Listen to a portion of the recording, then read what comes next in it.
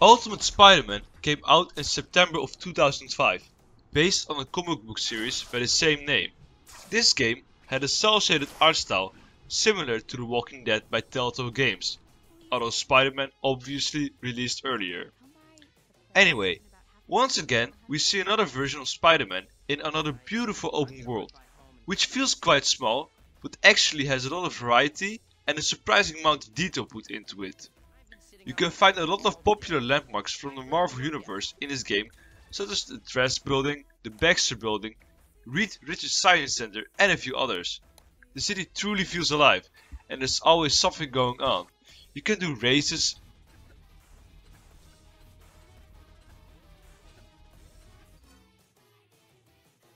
collect tokens, beat up random thugs, and all the things you could also do in previous games. Although this time there's also something new called combat tours, which is pretty much just going from place to place and beating up increasing number of thugs. A design choice I like is that all the things you do stack up. So you can spend a few hours doing nothing but side activities, and later on you're free to play the game without any distractions. With all that being said, let's get on to talking about the story, swinging and the skills. The story. I think it's my spider sense thingy going nuts. You might need to get somewhere safe. The story of Ultimate Spider-Man is really well done. You actually have two playable characters in this game. Spider-Man obviously, and Venom. The story is not revolving around Peter alone this time, but his friend turned enemy Eddie Brock as well. You play most missions as Spidey and a handful as Venom, which leads to two completely different ways to play this game. The game starts by dumping a lot of backstory onto you about how Peter's... well, actually I'm just gonna let you hear it from the man himself. Which, of course, leads to nonsense like this. A few months ago, I reunited with my childhood friend Eddie Brock. What is that? It's our inheritance. Eddie's dad and my dad worked together before they died. We believe the suit may be the final step. Finally, a cure for cancer. People are dying all over the world. And all I want to do is try to help them. But because I signed the wrong paper for the wrong person, I can't. They had taken the suit away from Dad, and I was going to take it back.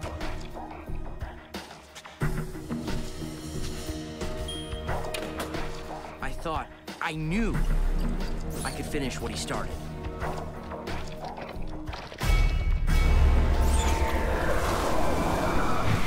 I felt good. Great. More than myself. It didn't last. What's happening to me?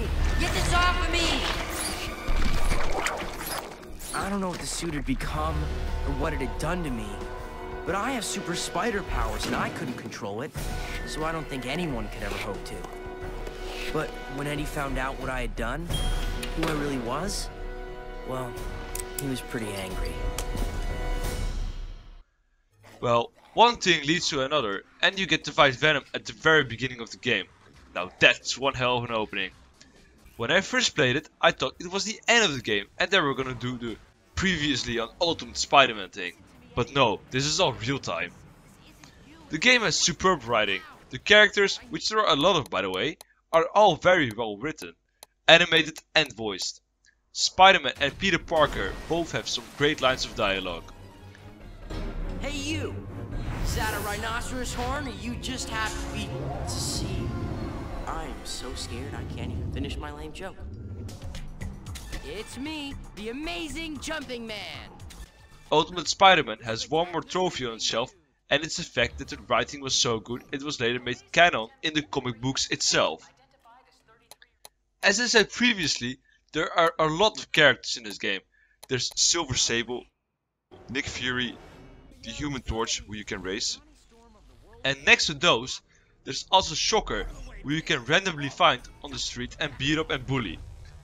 I never knew your name was Herman. Oh no, it's you! Well, you are kind of in my neighborhood, Herman. And some only appear once, like Wolverine, who just shows up to get his ass kicked. There's also Beetle. Now you might be wondering, who? Who indeed? There's something you don't see every day. Almost every day.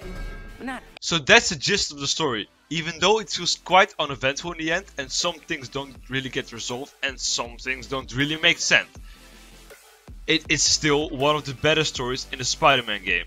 Yeah, the bar is really that low. The game is also too short, honestly. Unless you're going to 100% it, in which case yeah, this is gonna last you a while with all the combat tours, races, tokens and random crimes, which all unlock new costumes for Spider-Man.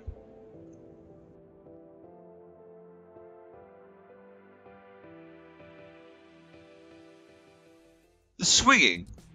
The swinging in this game is fun. That's the word I've decided that best describes it. It is beautifully animated, just like the rest of the game. Spider-Man looks fantastic doing his acrobatics in the air, his flips, wall jumps and web climbing. Once you've gotten to grips with the mechanics, you can get some real enjoyment out of it. With all that being said, swinging is not perfect, far from it. It seems to have the opposite of momentum. Seeing as Spider-Man would just come to a dead stop at the bottom of his swings, where it should really be the fastest moment. You end up relying on web slips a lot more, as they are in most cases more accurate and faster than web swinging. The swinging itself is just basic. There's no air tricks, no proper wall running, and it lacks finesse. At least the web sticks to walls, so that's nice. While I do like the swinging in this game and it's genuinely fun, it's just not done well enough and leaves a lot to be desired. And oh yeah, Venom, he jumps and throws out a tendril to fling himself towards buildings, and yeah, Venom's means of transportation aren't that exciting really.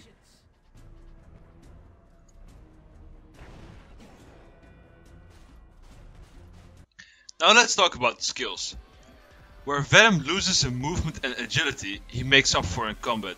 He's really overpowered in this game and has a lot more variety than Spidey when it comes to taking down foes. Not to say fighting as Spider-Man isn't fun, his web tricks, agility and quips are more than enough to get him through any fight. If you don't drop up the guys, they just keep getting back up, but Venom, no one gets up after fighting him. Though I will say the combat lacks variety and creativity. Spider-Man especially doesn't play around with his environment. Sure, he can hang up guys from lampposts and do a wall jump to kick a dude in the head, but I feel like he should be able to do a lot more. Yeah, Venom is a big mean killing machine and Spider-Man does a few things a spider can. Don't make me hurt you, Eddie. I'm totally serious. In closing, Ultimate Spider-Man is a great game. Don't let my negativity towards the end throw you off. It is fun and funny. Back away from me, Masked Avenger! My diminutive corpus will not withstand your contumelious defeasance! Not with the big words again. Aesthetically gorgeous and flinging cars never gets old. In the end, no Bruce Campbell out of 10 worst game.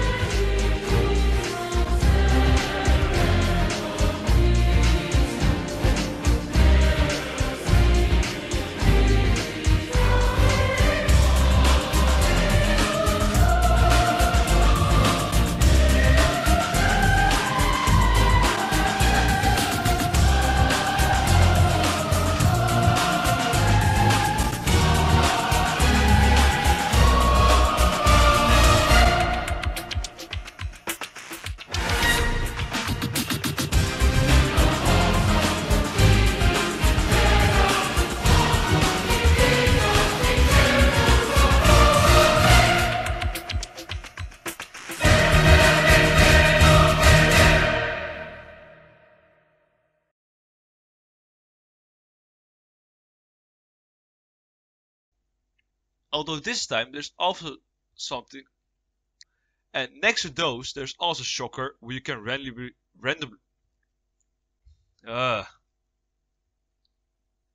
And others don't really. What the fuck, this sentence? Hamza, what the fuck did you do here? Wait, give me a sec. Yeah, good job, fucking job, Hamza. Fucking put 2 times end like 3 commas and what the fuck this sentence? Spider-Man, Spider-Man, does whatever a spider can. Spins a web any size, catches thieves just like flies. Look out, here comes the Spider-Man.